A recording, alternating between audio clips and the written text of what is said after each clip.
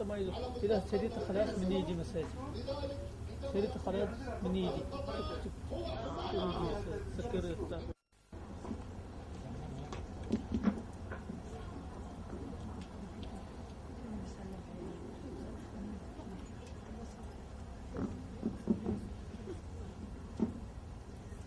السلام عليكم ورحمة الله وبركاته.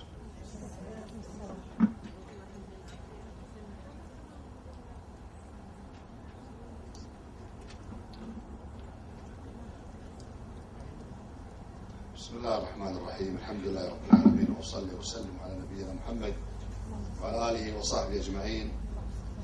بداية أخواتي أرحب بكم في هذه الندوة المخصصة للنساء، وحياكم الله. وأنا سعيد أن ألتقي بأخوات الناخبات. حقيقة من مدة طويلة قد التقيت بأخوات الناخبات في انتخابات 2006، وأنا أعود مرة أخرى، وقد احترت في اختيار العنوان الذي يوجهه لأخوات الناخبات، واخترت عنوان بكنا نصنع تغيير. والسبب في ذلك أخواتي هو أن كثير من الخطاب السياسي والبرلماني والمرشحين يوجه للناخبة أو المواطنة الكويتية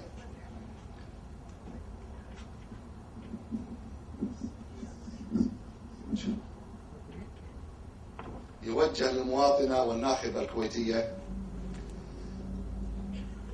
ويقتصر خطاب المرشحين على القضايا التي تخص المرأة، وكأن المرأة غير معنية بقضايا الوطن. أقولها بكل صراحة. لذلك لما لاحظت خطاب المرشحين وجدت يتكلم عن حقوق المرأة، وحقوق المرأة واجب على نائب الأمة أن يضعها نصب عينه، وأن يضعها باعتبار المرأة لها خصوصيتها ودورها في المجتمع تقوم به. لذلك يجب مراعاة هذا الدور وتوفير كل الضمانات والسبل لتقوم المرأة بدورها الرئيسي في المجتمع. ولكن لا أريد أنا أن أضع المرأة في هذه الخانة فقط وأخليها عن مسؤوليتها تجاه بلدها. يعني لما أتكلم عن الفساد البرلماني أو الفساد الحكومي أو استقلال القضاء أو تردي الخدمات، أتكلم وكان المرأة غير معنية بذلك، مع أن المرأة أكثر من يدفع ثمن تردي الخدمات الحكومية، والمرأة أكثر من يدفع ثمن سوء الإدارة الحكومية، والمرأة كذلك أكثر من يدفع ثمن فساد البرلمان. تردي الأحوال في البلاد المرأة تدفع أكثر من الرجل. أنا لا أقول هذا الكلام مجامل للمرأة. أنا من قدر الله أنني عشت يتيم، توفى والدي وأنا عمري 9 سنوات، وعشت في كنف والدتي رحمة الله عليها نورة بنت سلطان، وأعرف ما هو دور المرأة في حياة الإنسان. يعني الوالدة الله يرحمها غطت مكان الأبو وقامت بمهمة الأم رحمة الله عليها، وأنا دكتور بفضل الله. مرة بسنة 92 عشان تعرفون دور المرأة نزلت انتخابات. عقب ما طلعت النتيجة ما نجحت، وقدر الله ذيك اليوم كان في غبار وهواء تارس، فراحت اللافتة اللي عند مقري اللي على شارع دمشق طاحت، ويا الهواء كفخ بالخيمة، فصارت الخيمة محتفسة. مرت الوالدة الله يرحمها، وكنا تعبانين من الفرز، ما طلع فرز إلا الصبح. كانت تدق علي قالت ولدي يا فهد الحين. قالت وينك فيه؟ قلت أنا هني بالفيحة. قالت الحين تروح مقرك وتعدل لافتك وتنصب خيمتك لا يشمتوا فيك الناس، وتشب ضيانك اللي هي قصدها الأضواء. قلت حاضر يمه، ما أذن العشاء إلا وحنا مرتبين أمورنا كلها. كانت دائما رحمة الله عليها تحرص على ديننا وأخلاقنا ودراستنا. أنا أعرف المرأة، يقولون دائما اليتيم يصير له فرص أنه يوصل أكثر من غيره، لأن أمه تعوض حنان الأم والأبو. ما أقولها مجاملة، أقولها بكل صراحة.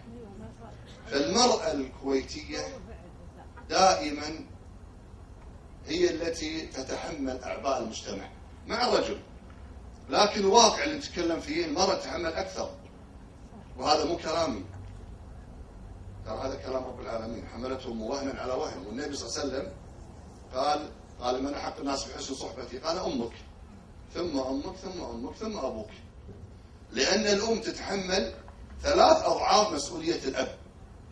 الزوجة كذلك، هي الأم ترى هي زوجة بنفس الوقت، هي زوجة وهي أم. لذلك المرأة، أنا أضرب لكم أمثلة. الآن لما نعيش أزمة سوء الإدارة الحكومية اللي تعريفه كلكم، تأتي المرأة بعد ما ترجع من عملها تضطر تدرس عيالها أو تضع مدرسين خصوصيين، مو تدفع هي ثمن سوء الإدارة الحكومية. أنا قلتها أمس ندوتي وأعيدها لكم.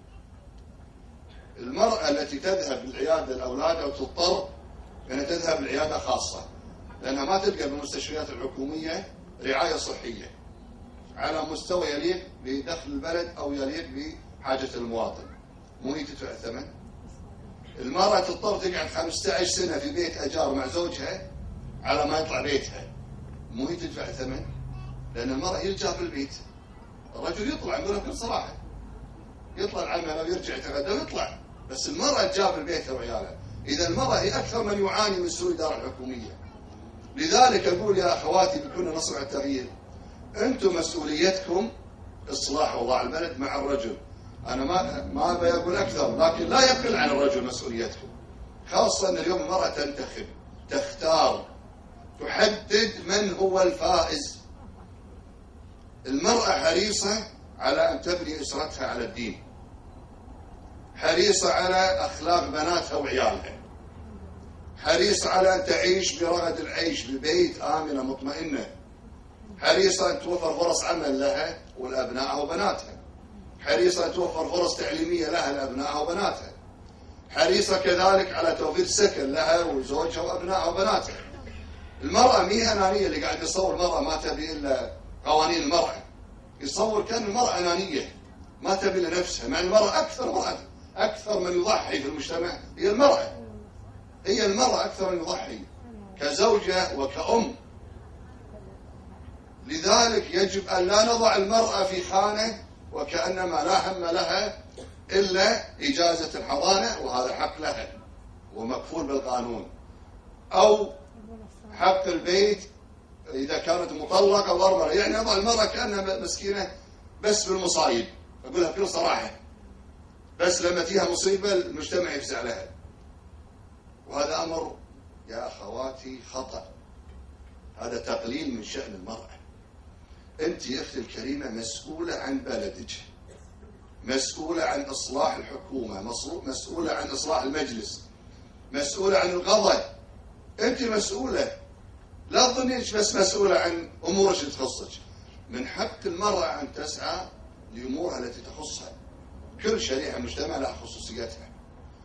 الشباب لهم خصوصيتهم، المرأة لها خصوصيتها، الرجل له خصوصيته، لكن في عامل مشترك. أنا ألاحظ أن هناك عامل مشترك يهم الجميع تبعد المرأة عنه، وكأن المرأة ما لها علاقة بهذا الأمر، كأنها ما لها علاقة ببلدها، بس لها علاقة بأمورها اللي تخصها. هذا أمر غير صحيح يا أخواتي. لذلك أنا أطلب منكم أن تضعون في اعتباركم إصلاح أحوال البلاد. المرأة الكويتية اليوم عليها مسؤولية تاريخية، عليها مسؤولية تاريخية. أنا أقول هالكلام وأنا مسؤول عنه.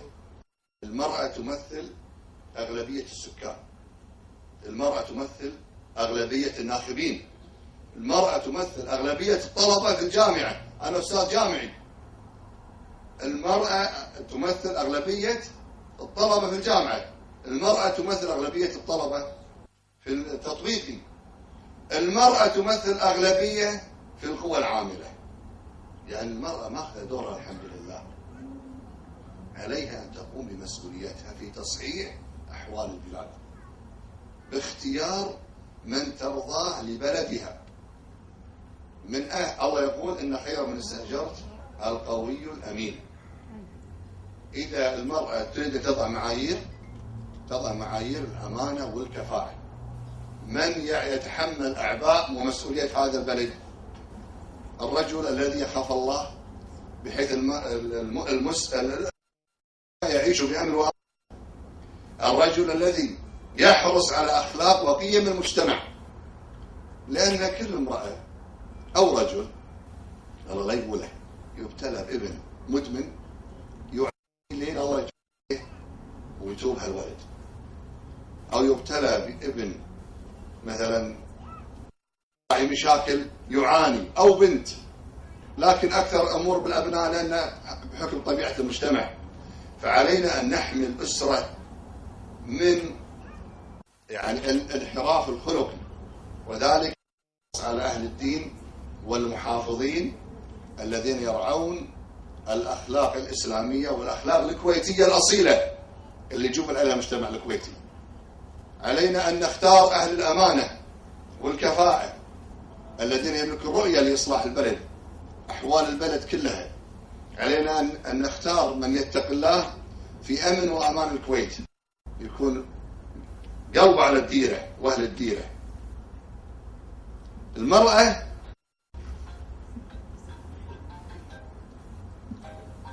إذا حرمت المرأة من حقها فهذه مسؤولية المجتمع أن يعطي المرأة حقوقها. لكن إذا حرم المجتمع من دور المرأة لا يعد المجتمع قائمة، لا قائمة. تصور بيت ما في امرأة، تصور بيت الأم غايبة عن البيت. ترى إذا غاب الأب والأم حاضرة الأم تحفظ الأبناء، بس إذا غابت الأم الأب ما يقدر يحضر، ما يقدر. الزوجة هي أساس البيت. المدرسات أدائهم في العمل أكثر من الرجال. ما أقولها مجامل لكم عشان أي والله، ترى أنا أستاذ جامعي وتربوي، وهذا واقع. أداء والمدرسات والطلبات أعلى من أداء الرجال للأسف، هذا واقع.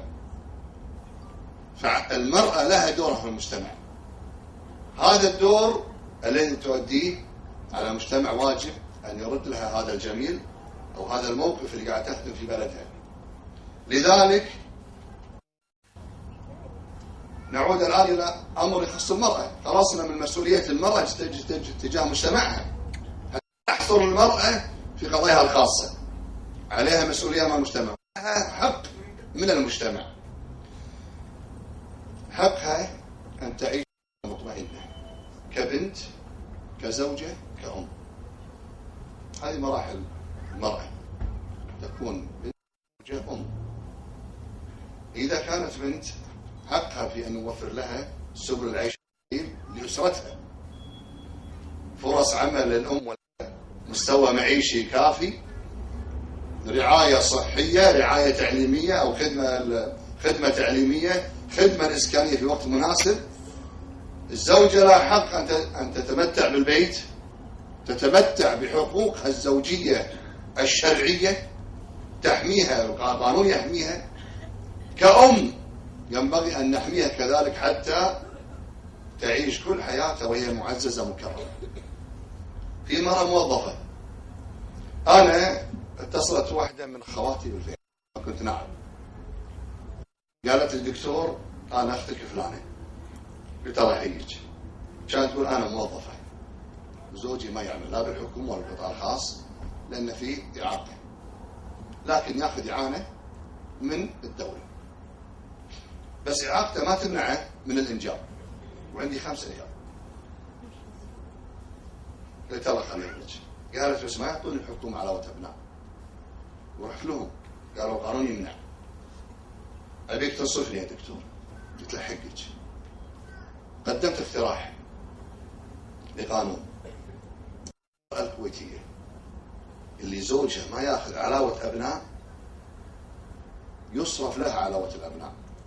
تم الموافقة عليه الحمد لله من اللجنة، وأقر بعد ذلك. واليوم الحمد لله أي امرأة الكويتية وفق القانون اللي تم إقراره في المجلس السابق من المحافظين احنا قدمنا قانون حقوق المدنية للمرأة الكويتية، ترى احنا وافقنا عليه كإسلاميين واعترضوا عليه الناس اللي يقولوا احنا أنصار المرأة، نقولها بكل صراحة، قالوا انتم بتخربون المرأة، تزيدونها وتدلعونها وتردونها البيت. قلنا لا، هذا حقها وأقل من حقها. انت تعطي المرأة من المال العام اللي تؤدي خدمة عامة للمجتمع الكويتي، ما تعطيها شيء مقابل لا، بالعكس ما تقوم به المرأة من واجب أقل مما تأخذه من حقوق من دولتها. قدمنا الاقتراح الحمد لله، قدمنا اقتراح كان أول إذا الرجل سافر بعثة يأخذ زوجته وياه بنصف الراتب وفق معين، بس إذا المرأة راحت بعثة زوجها يتوقف. قلنا لا، أيضا المرأة الكويتية لما تروح بعثة دراسية زوجها يعامل كما لو كان رجل مسافر، ساوينا بينهم. كذلك العلاج، فكل أمر يخدم المرأة ويوفر لها سبل العيش الكريم ويساويها بالرجل، يقول في مساواة بالرجل والمرأة. إيه، هو الأصل مساواة بين المرأة والرجل، الأصل ما بينهم فرق إلا إذا الله فرق بالميراث. موظفة كويتية مدرسة ومدرس لازم ياخذ نفس الراتب، ما يصير والله هذا رجل أزيد وهذا امرأة أنقصها. رجل ياخذ مميزات بالبعثات، المرأة نفس الشيء لما تروح بعثة تاخذ نفس مميزات الرجل. هذا أمر شرعي سوري بعد. احنا تابعنا كل القوانين اللي كانت مايلة، ميزانها مايل، وسويناها عشان المرأة تعود تاخذ حقوقها كاملة. اليوم المرأة الكويتية الحمد لله يعني تقدمت خطوات حقوقها. السكن كان أول البيت يسجل بالرجل باسم الرجل، الآن لا، البيت يسجل باسم المرأة والرجل حتى نحفظ حقوق المرأة، لأن كم من رجل باع البيت واللي دفع ثمن المرأة وعيالها وبناتها. لذلك اليوم ما يجوز الرجل يبيع البيت إلا موافقة الزوجة. وأنا أقول الحريم لا توافقون على بيع بيوتكم، خلوا المرأة على الأقل عندها وعيالها باب تسكر على نفسها. ترى ياما ناس باعت بيوتها على أبون يروحون البورصة وخسروا، لا هم من بيتكم ولا هم من الأحلام هذه اللي يبنيها الرجل. وفي الغالب المرأة 90 المرأة تقول ما تبيع بيتي، احنا حطيناها بالقانون. احنا الآن بنحط لا تصور، احنا بنحط طال عمرك أيضا بالقانون. المرأة الآن إذا توفى الزوج وصار البيت باسم الورثة، مفروض البيت هذا تبقى المرأة فيه إلى أن الله يأخذ أمانتها، حتى لا يأتي يوم من الأيام عيالها يقولون تعالي خلينا نبيع البيت نحطك عندنا وبالعين والراس. المرأة ما لها حشمة إلا في بيتها، لما هي معزبة البيت ورايعة البيت تأمر تنهى فيه، والعيال إن شاء الله فيهم بركة. بس نحفظ حقوق المرأة. كذلك يا أخواتي الأم التي لديها ابن معاق، أنا قدمت هذا اقتراح وسأتبنى موضوع المعاقين، لأن الآن فيه مال المعاقين وهيئة سووا قانون، ترى احنا قدمناه وتم إقراره بعد ذلك، وفي حقوق كثيرة للمعاقين الحمد لله ولأسرة المعاق. لأن الأم اللي ترعى المعاق، تتعب وياه وتعبها يعني يجب أن يقابل المجتمع بحكم ظروف المرأة بأن يعطيها فرصة أكبر يعني الاهتمام بابن المعاق. ابن المعاق يحتاج مو بس رعاية جسدية، ابن المعاق يحتاج رعاية نفسية، يعني مو بس مثلا وياه لا كبر الابن يختلف وضعه. أيضا المعاقين خاصة صارت المعاقة بنت أو يعني طفل يكبر، بنت أو صبي تكبر، كل ما كبرت كل ما زادت حوائجها ومزيد من الاهتمام، وتكون إعاقة جسدية وليس ذهنية، تروح المدرسة وتروح الجامعة، فتحتاج أمور كثيرة منها السيارة لها، البيت نفسه يكون فيه بعض الاحتياجات بالمباني. المعاق ينبغي للمجتمع أن يرعى الأم التي ترعى المعاق. نعود مرة أخرى إلى موضوع الأرملة او المطلقه، القانون غطاهم اذا عندها عيال تاخذ بيت تقعد معزه مكرمه فيه. كان اول مره ما يسجل بيت باسمها اذا كانوا بنات، الغينا هذا الحمد لله. المراه الحين بيت باسمها حتى لا تظلم. ما نفرق بين المراه والرجل الا بما فرق الله سبحانه وتعالى.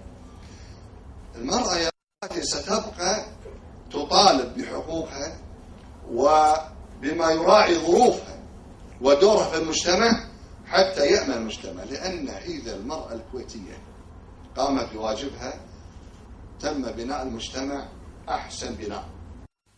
إذا المرأة الكويتية محشومة إن شاء الله قصرت في واجبها سندفع نحن ثمن كلنا ككويتيين. المجتمع يدفع الثمن، المجتمع يدفع الثمن. لذلك يجب علينا أن نوفر الضمانات للمرأة الكويتية أن تقوم بواجبها تجاه بلدها، تجاه دينها طبعا أول شيء، ثم بلدها، ثم أسرتها. يقول لك أنتم يا الإسلاميين ترجعون المرأة البيت، يقول لك هذا تحطون قوانين عشان ترجعون المرأة البيت. هو الحقيقة احنا ما نبغى نرجع المرأة البيت، بس لأن المرأة أصلا مكانها البيت، هي ما حاجة نطلعها، هي بيت أصلا المرأة. لكن أنا أقول الإسلاميين فتحوا المجال للمرأة، الحمد لله لم يعترض عن الإسلاميين، بالعكس الحمد لله.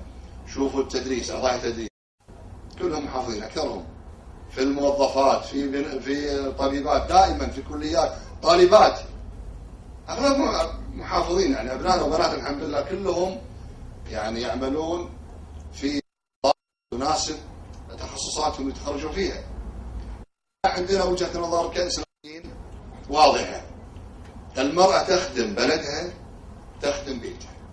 إذا لم تستطع الجمع بين خدمة البلد وخدمة البيت، المرأة لها ظروفها، مثل ما قلنا عندها ابن معاق، إن راحت تلعوز الابن، إن راحت العمل قد تبي ساعات أكثر الابن، نقول لها إذا ما تقدرين أنت تجمعين مع العمل مع رعاية أبنائك، إحنا نقول لك سوتي بيتك، اخذي إجازة مدفوعة الراتب، ما قدرت توقفين أمورك اخذي إجازة أكثر بنصف الراتب، ما قدرتي هذا اللي احنا قدمناه ورفضوه وسنقدم مرة أخرى.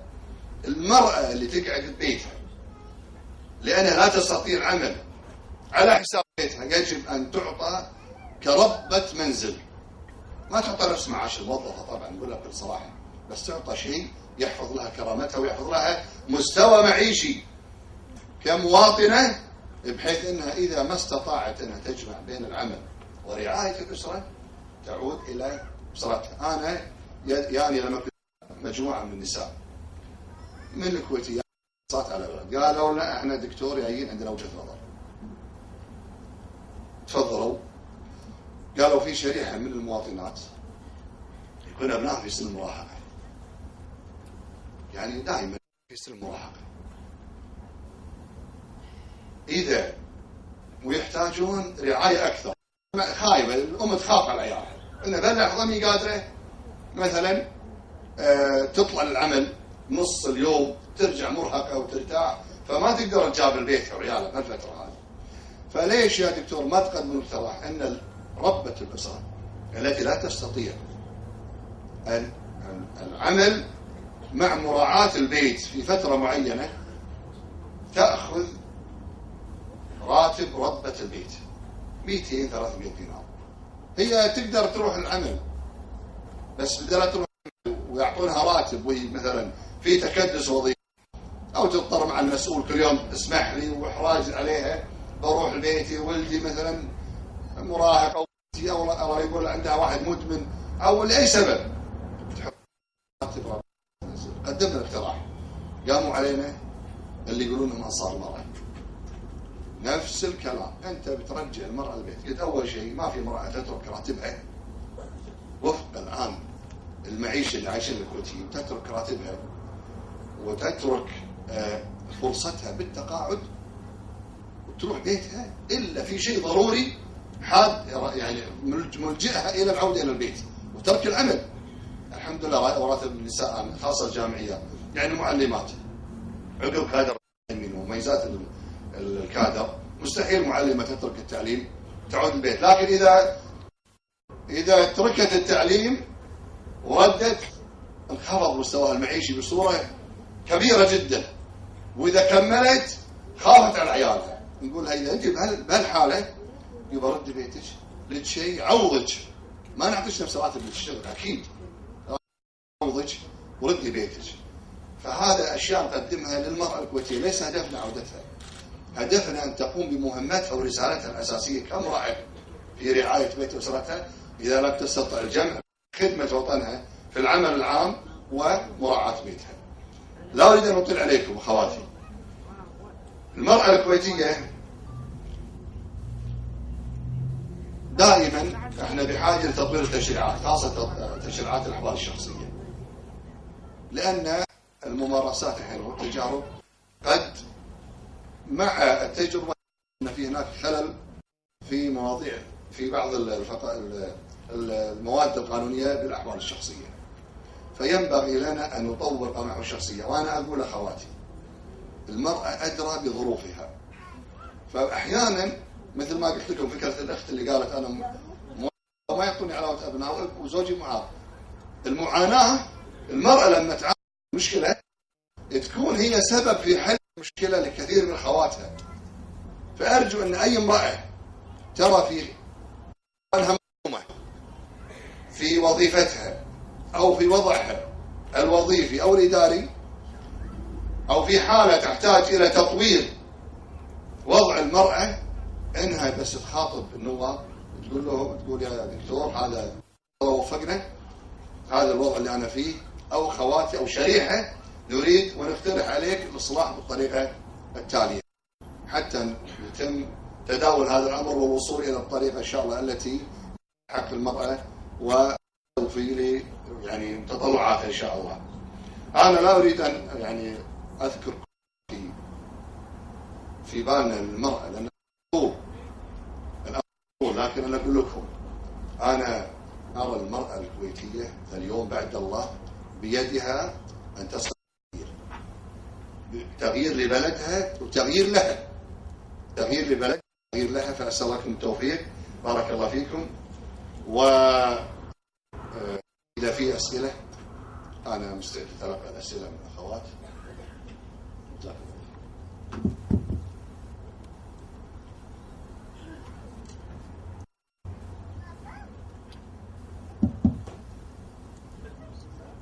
في سؤال؟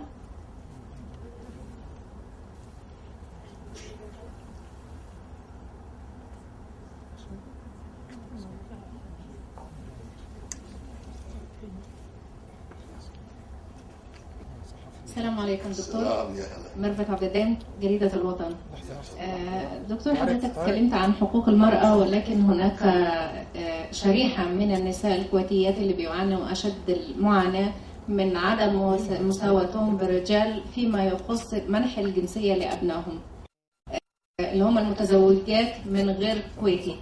الجنسية تعطى لأبناء الكويتي المتزوج من الجنسية أي جنسية أخرى، ولكن تحرم المرأة منها، وبالتالي البعض يرى أن أبناء الكويتية في هذه الحالة سيتولد في نفوسهم الحقد على المواطنين الآخرين، ينتج عنهم مشاكل اجتماعية كثيرة. تعليق حضرتك إيه؟ وهل من حق هؤلاء الفئة أو هذه الفئة أن تمنح الجنسية؟ شكرا. شكرا لك. سؤال مهم. حقيقة أنا لما كنت هناك قدمت اقتراح أن المرأة الكويتية، هو الآن شنو القانون؟ للأسف الشديد القانون يقول لك المرأة الكويتية إذا مات زوجها الغير كويتي أو طلقها طلاق بائن يحق لأبنائها الحصول على الجنسية، لدرجة يعني ما يأخذون جنسية. هي البنت المرأة الكويتية ما تسعد تجلس عيالها إلا بخراب بيتها، موت زوجها أو طلاقها طلاق. يعني الصراحة طريقة نسأل الله العافية ما أدري من اللي حطها القانون.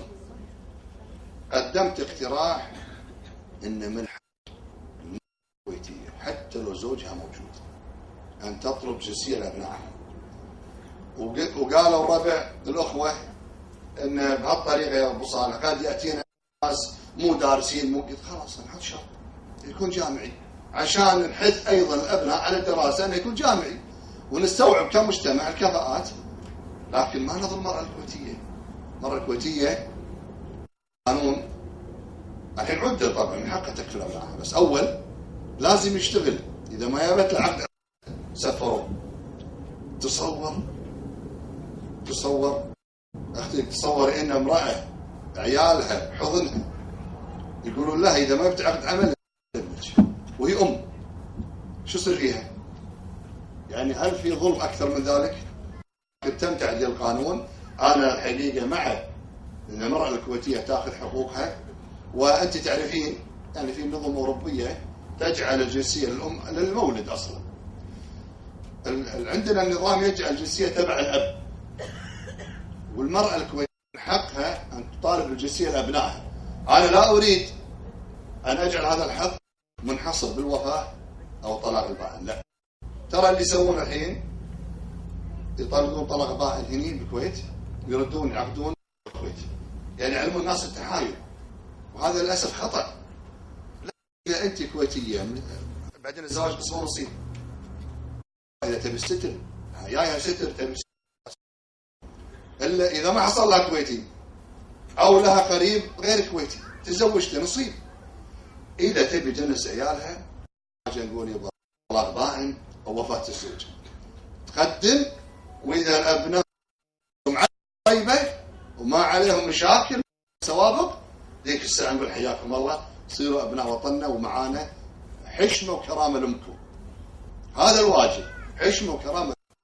لكن اذا ابناء عندهم مشاكل سوابق ذيك الساعه نتعذر، لان الكويت تستوعب يعني الام راح تحرص على عيالها. هذه حالات نادره اللي يصير عليه مشاكل. اغلب الحمد لله الام حريصه على تربيه ابنائها والاسره حريصه على تربيه ابنائها. فانا اقول اختي الكريمه سؤال شيء محله، اذا الله وفق وهذا قدمته انا، ترى علمك انا قدمت ان شرط الوفاه او وقلتها في المجلس. لا يعقل ان المراه يا نخرب بيتها والعيال ما يحصلوا. الامر انساني اصلا ولا شرعي، حرام. فهذا الامر اذا الله وفقنا ان شاء الله سنضع فيه حسبان ان شاء الله.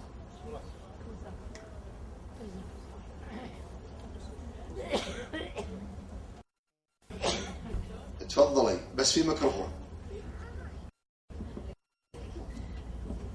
اخواتي ترى انا استفيد من اسئلتكم وجزاكم الله خير.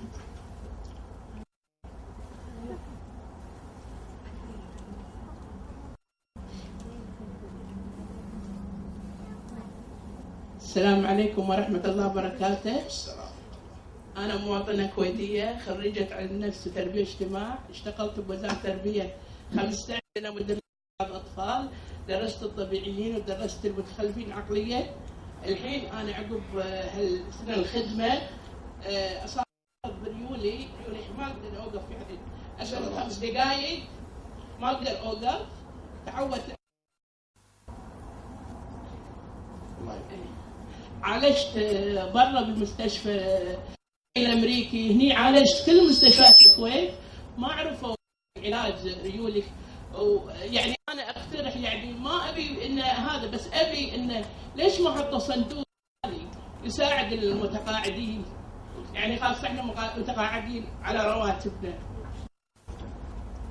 ليش ما حطوا انه يساعدون المراه الكويتيه لما تستمرض وهي خدمت الدوله 11 سنه. والحين انا خريجات يعني اللي درست هو دكاتره ومهندسين وضباط وهذا، انا للجميع يعني. والحين انا طفل حابه امشي ولابسه جوتي معوقين. الحين انا اللي درست المعوقين الحين انا صرت عواق. الف سلامه عليك. الله يسلمك. ليش ما صندوق حق المتقاعدين يساعدونهم وقت المرض؟ اول شيء اختي لازم تعرفين علاج الكويت مجاني. الدولة تتكفل بعلاج المواطنين مجانا. اي عفوا الاميري انا درت كل الاقسام ما عرفوا علاج. فاذا الدولة لم تستطع توفير هذا العلاج عليه ترسل هذا المريض الى الخارج لاي مكان يجد فيه علاجه. لكن شنو مشكلتنا يا اختي؟ العلاج بالخارج صار بالواسطة مو للمحتاج. هذا اللي اقول لكم فساد الحكومه. والله اني اعرف ناس، اعرف واحد الله يرحمه من جيراننا قعدنا شهرين في مرض الكبد، نركض وراء المعامله لين خلصت.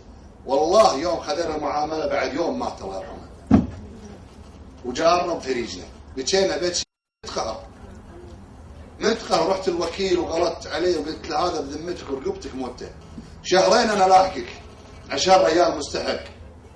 بعدين توفى الله يرحمه. كل شيء بقدر، وغيرنا ما هي للعافيه بيوم واسطه عشان ولا النواب. حتى ارواح المواطنين لعبه بالسياسه عندكم. المشكله اختي الكريمه ان احنا نعاني من الفساد الحكومي. يعني شوف الاخت الكريمه تعاني وما وجدوا ما لقوا العلاج في الكويت، لكن للاسف لان ما عنده ما قدروا تعالج حتى تاخذ فرصه علاج خارج بما يحقق لها ان شاء الله الشفاء بعد الله سبحانه وتعالى. لو سمحت دكتور انا يعني بالراي احنا 6 اشهر وعاني من هالمرض اللي بعظام ريولي، يقولون دزوني للخارج، يعني ما في لازم يبي له شيء واسطه. نعم. ايوه يعني مواطنه كويتيه وهذا على معاش التقاعد، احنا نعم. والله على معاش التقاعد. إذا احنا نقول نقترح ليش ما يصير يعني الحين المتقاعد اللي خدم الحين الدوله، وكنت انا مدرسه وقايمه بشغلي وكنت كل نتائجي كلها امتياز، ووصلت للاشراف الفني وما بغيت التدريس، صريت ان اقعد على التدريس. الحين انا الحين عاجز يقولي ما اعرف اوقف يمكن 5 دقائق ما اعرف اوقف. الله يسلمك. فما انا كنت قاعد كل فلوسي عالجت بمستشفى دبي الامريكي واخذ كل المصاري، يعني فلوس ما عندي شيء. والحين انا مديونه فعلا، انا الحين مديونه قاعد اسدد الدين حق الدين العلاج. جيت بكمل علاجي بالاميري ما لقيت علاج ندرب مو موجود، قضيته في دبي بكمله في الكويت مو موجود. لقيته بالمستشفى هذه كم سعر الابره اللي باخذها بالترب بالعلاج بالترب سعرها 20 دينار، وين يلا 250 دينار على اسم هذه. على كل حال اختي انا اقدر ظرفك، واذا انا اقدر اساعدك شيء انا حاضر.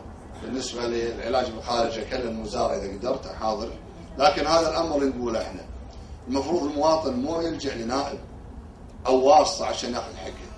المفروض في مواطن ياخذ وهو محفوظ الكرامه. في مستشفى مكه جمعه خواتي ياخذون جرعاتهم للممر. يعني انسان الله يكافينا الشر وياكم في مرض الشيء حالته النفسيه اكيد من هذا ياخذها بالممر. انا لي صديق بالجامعه تعرض الحادث هو وزوجته وعياله في العدان، وهو من اهل القرين. رحنا العدان، المسكينه متلحفه بالشرشف لان ابو طوارئ مكان يحطونها متلحفه بالشرشف ومكسوره لها توين وتبي ستر الله ومتلحفه بالشرشف المسكينه حاطينها بالممر.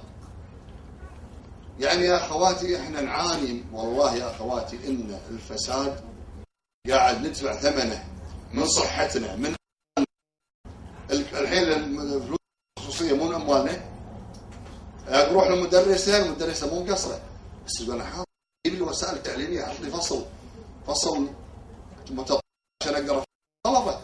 اروح لاداره التربيه تقول احنا طلبنا من الوزاره، العله فوق مجلس يشتغل قاعد اوقات سياسيه وترتيبات سياسيه. للاسف الكويت يبون يعمرون بلدهم، يبون يعيشون ببلدهم باستقرار، يبون يدعون خيرات بلدهم بدل لا ياخذونها الناس المنتفعين. للاسف الشديد الاوان ان الكويت يتمتعون في خيرات بلدهم، يعيشون فيها بامن وامان ورفاهيه، يجدون يليق يجدون صحه تليق بابنائهم. في الان تولد مستشفى راحت هناك في اول نعم ايه اول الحين ما في ايه في اول ايه نعم راحت عليهم الاولين الحين ما في. السنه مستشفى ولاده مو متطور، ما حد يدشه، العيادات كلها اجانب. احنا ما ننظر نظره عنصريه، بالعكس كل انسان انسان بشر نحترم الجميع الصراحه. والكويت بلد الخير، خيرها للي برا، فما بالك باللي عايش بيننا. كرامته المواطن الكويتي ينبغي ان يتمتع بثروات بلده، يتمتع بمؤسسات بلده. فاحنا نعاني من فساد الحكومه، او خلينا نقول يقول لك والله مو لازم، في عجز، في سوء اداره عندنا. نتمنى ان شاء الله اذا الله وفقكم حسن الاختيار اخواتي، ووفق الله رئيس الوزراء سمو الشيخ جابر المبارك، الكويت غير الكويت اللي احنا نشوفها. نشوف الكويت غير الكويت يحس انها ديرته قاعد تعمر، يحس ابنه متطور بتعليمه، يحس كل اموره زينه. مشيت الشارع الان يا اخواتي تروح لها مشوار تتعب على ما توصل مشوارها، مع ان المشوار دقائق، تخلص معامله تقعد بايام. الكويتيه محافظه على هويه المجتمع وقيم المجتمع. لما عامه تجد حدائق عامه ترفيهيه، تجد متنفس الاسره وابنائها. اللي يا اخواتي الكويت قاعد تنفق اموال تؤخذ الميزانيات. تدرون كم ميزانيات ال5 سنوات اللي فاتت؟ كم يا جماعه؟ ترى كان ايام ما كنا بنجلس 5 مليارات. الميزانيات بال5 سنوات تجاوزت 100 مليار. وينها؟ كل الكويتيه تسال وين هال 100 مليار؟ وين راحت؟ مسؤولين عن بلدكم. المسؤوليه مو بس الرجال، الرجال عليهم مسؤوليه، والمرأة عليها مسؤوليه ان تاخذ كويتها الى الطريق الصحيح. واول طريق، اول تصريح وتصحيح امورنا في البلد هي اختيار نواب الامه اللي الله سبحانه وتعالى مصلحتكم ويراعون مصلحه المراه الكويتيه، مو شعارات الواقع اللي يقدم. انا قدمت مقترح التعليم، قلت اي امراه كويتيه او رجل او مدرس، احنا الحين مدرسه يكملون مده خدمتهم، من تكمل خلي التدريس تكون هذه صار الحين هذه يعني خبره لا تقدر بثمن. فقدمنا اقتراح نوع عقبنا جزاهم الله خير الكادر المعلمين، تكمل تاخذ معاش، تاخذ راتب سنه كامله، سنه من اخر راتب لها. اذا كانت المده تاخذ 2 سنين. قلت كم من المدرسه عندنا؟ انا نعم ما قروه مصرف قانون باقي التنفيذ 25 سنه تاخذ سنه ولا 6 سنه كل سنه ينقصون شهر. انا الحمد لله وتم انا ابي المراه الكويتيه تكمل عشان الخبرات هذه ما ناخذها. لو نرد المراه البيت مثل ما يقولون كان قلنا لا ما لها خدمه مكافاه نهايه الخدمه. بالعكس انا ابي المراه تكمل تدريس، لكن اذا ما تقدر هذه ظروف احنا نقدرها نظر على بدائل اخرى حتى نراعي اسرتها. بصراحه حبيت اسال، احنا ككويتيين نحس ان هناك في مشكله، قنبله موقوته. المشكله نبي حل فعلي، نبي حل عملي. ما علينا في المظاهرات واحنا قاعدين في بيوتنا خايفين. حاضر. جزاك الله. اول شيء بالنسبه بدون مظلومين يستحقون الجنسيه. وهذا مو كلامي، هذا كلام الشيخ نواف الله يطول عمره سمو العهد لما كان وزير داخليه. كنت انا عضو لجنه حقوق الانسان وطلبناه جزاه الله خير. قلت له يا ابو فيصل البدون اذا كويتيين يستحقون الجنسيه نظلمهم، ترى ظلمات يا مقام، هذول ابناء وطننا اخواننا.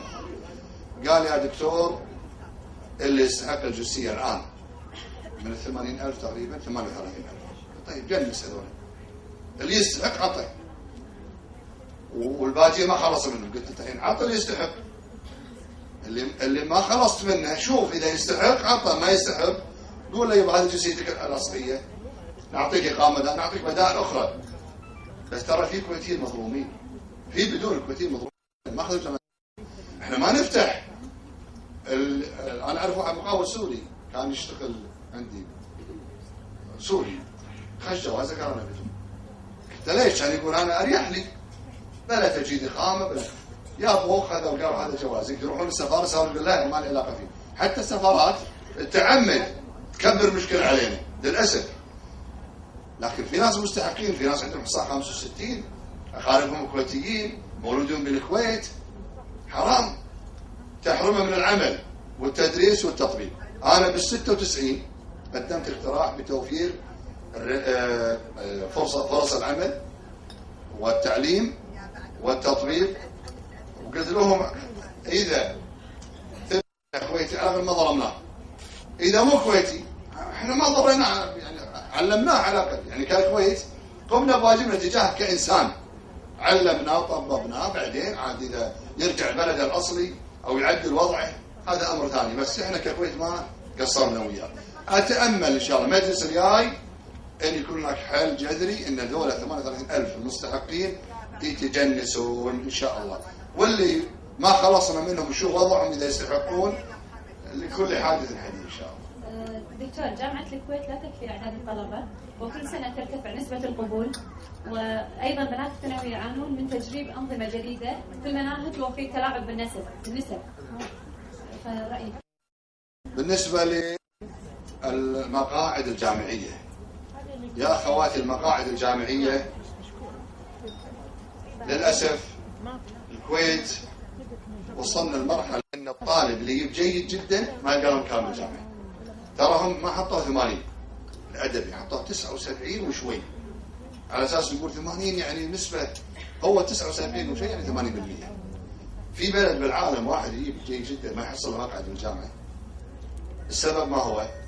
إنه بال65 أسسنا الجامعة ولا زالت هي نفس الجامعة وجامعة واحدة، بينما المفترض كل محافظة فيها جامعة.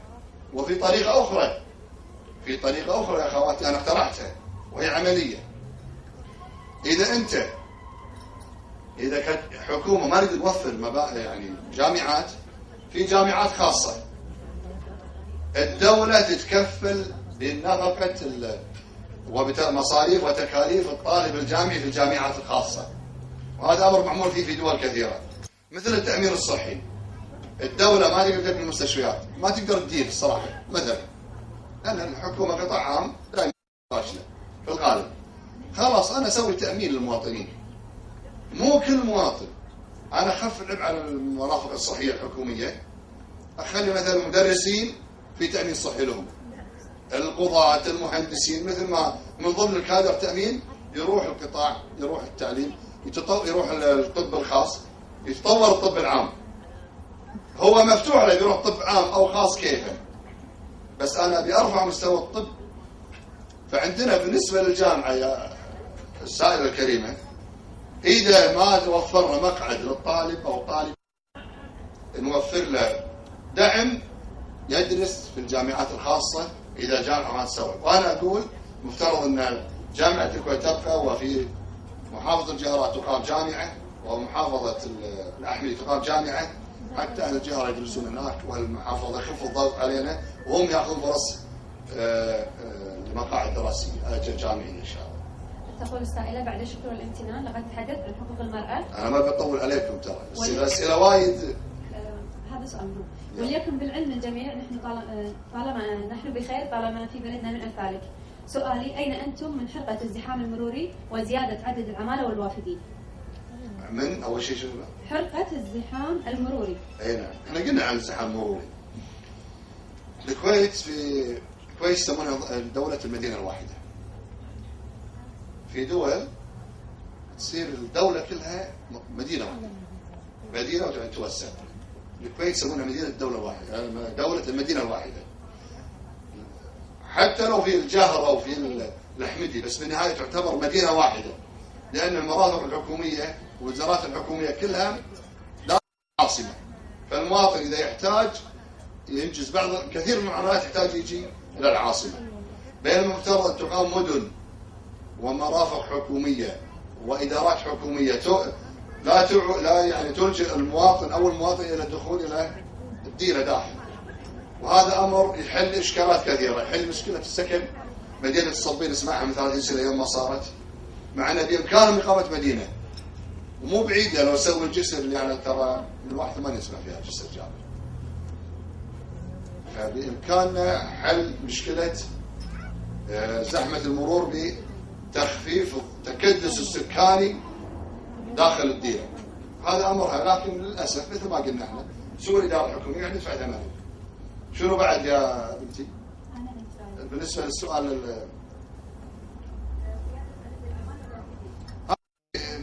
المشكله زاد عن الوائل، لان في تجار اقامات يستفيد يجيب عمال ياخذ فلوس يقطهم والبلد تدفع ثمنهم. وفي جرائم مو بس تكدسهم، في جرائم تصير، جرائم الخطف والسرقه والخمور والمخدرات وجرائم اجلكم الله، ايضا الفساد كلها تصير بسبب تكدس العمال. ما عنده عمل يشتغل بطال. فهذه مسؤوليه الدوله، وللاسف الشديد بسبب تجار الاقامه وغياب الرقابه الحكوميه على هذه الملفات. لدرجه ان اقول لكم معلومه، مجلس الامه ناقشوا ملفات تجار الاقامات. قالوا حق الوزير قول لنا من هم تجار الاقامات؟ قول لنا. هو قال في تجار اقامات وفي واحد مكافل 40,000. قال له منو؟ قال انا ما اقدر اقول. انت نائب، الاجابه عندك، انت قول. كان يقول نائب انا ما اقدر اقول، يعني ما ادري انا شنو هالتجار اللي حتى النواب والوزراء خايفين يجيبون اسمائهم.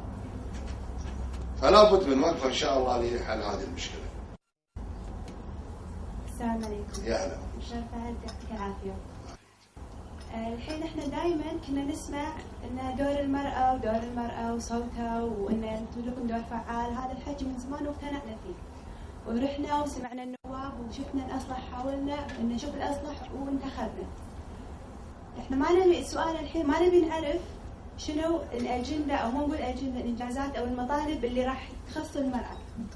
اوكي، بس سؤالي لو صارت اي مشكله من بدون تحديد اي مشكله، بس مثل المشاكل اللي قالوها الخوات، اي مشكله تواجه وحده، شلون هي ما راح تقدر انها توصل؟ يعني شنو اللي يوصل؟ شنو دائما السؤال شنو بيسوون لنا، او شنو اللي ممكن يقدمونه لنا؟ انا كمواطنه حاشتني مشكله، المفروض ان الصوت اللي انا اعطيته حق النائب لو انه طلع ان شاء الله انه يفيدني او انه يوصل صوتي. بس بصراحه يعني اكون صريحه، وايد ناس قاعد يشوفون في تخاذلات من بعض النواب ممكن اللي في هذه الحاله، وخاصه يعني عسى الله يرحم في ناس اللي تكون ما لها يعني خلاص ما لها احد بالديره، او انه ما لها احد يعني تكون ضعيفه.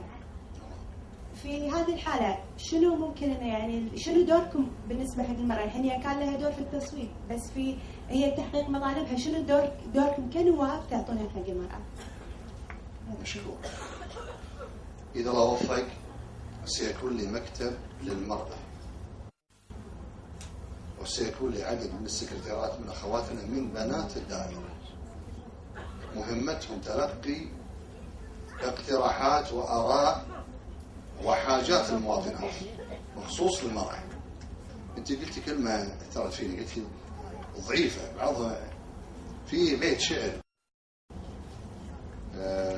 يقول الأجواد صناديق مسك وعنبر، لا فتحت بابها جاك مابها. الأجواد عد من جاه ارتوى، والانذار لا تسقى ولا ينسقى بها. يا علي ما تحل بالأجواد نكبة، من حيث أضعف الضعيف التجاب.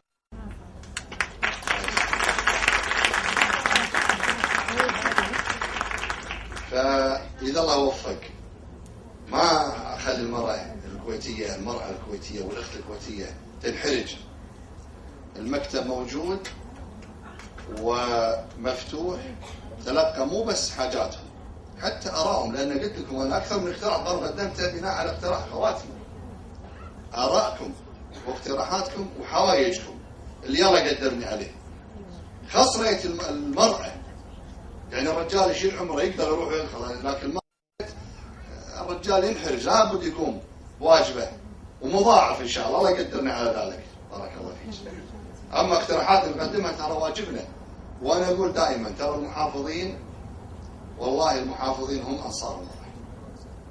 ما تشوفون الحكي، أنتم شوفوا القوانين. ترى اللي اعترضوا على قوانين المرأة والله هم اللي يقولون إحنا أنصار المرأة. اعترضوا على إعطائها البيت، اعترضوا على التقاعد المبكر، اعترضوا على مرافقة الزوج، اعترضوا على الحضانة والرضاعة وجائزة الأمومة. كلنا معترضين. احنا اللي مقدمين هذه الامور للمرأة الكويتية، مو مجاملة. انا واجبنا الكويتية جزء منا، واحنا كلنا عندنا أسر بعد، عندنا أسر وعندنا زوجات وأمهات وبنات وخوات لهم واجب علينا كذلك. بارك الله فيك. أنا والله ما عندي سؤال، بس البيت الشعر اللي قلته خلاني بقول كلمة حق.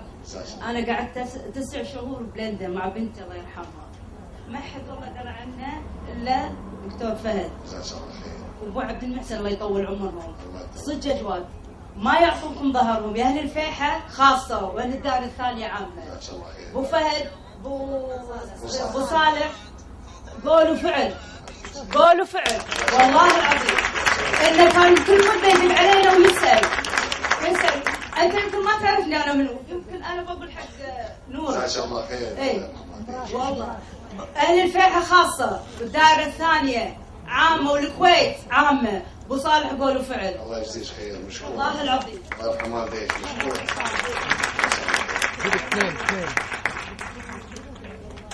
خلصنا مشكورين ما قصرتوا.